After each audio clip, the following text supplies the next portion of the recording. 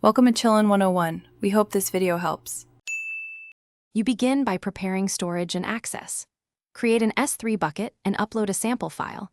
Make sure bucket policies allow Athena to read and write results. Next, create an IAM role with Amazon Athena full access and S3 permissions so queries can run.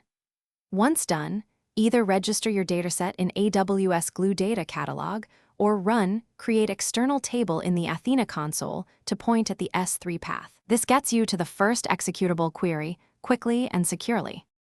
Once you have a table, focus on performance and cost.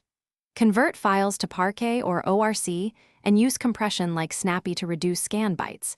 This speeds queries and cuts costs. Then partition your data by date or key and refresh partitions with MSCK repair table or alter table. Add partition so Athena prunes data.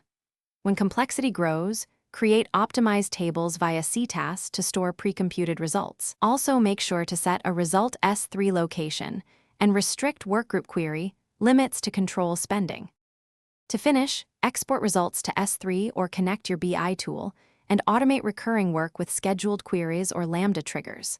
Make sure optimized tables are cataloged in Glue so others can query them without redefining schemas. Finally, validate partition metadata and document formats and partitions for future maintenance. If something goes wrong, start troubleshooting by checking IAM permissions, the S3 result and table locations, the sudo and file format, and whether partitions are registered. Those checks resolve most issues quickly. Thanks for watching. Consider subscribing if we helped you.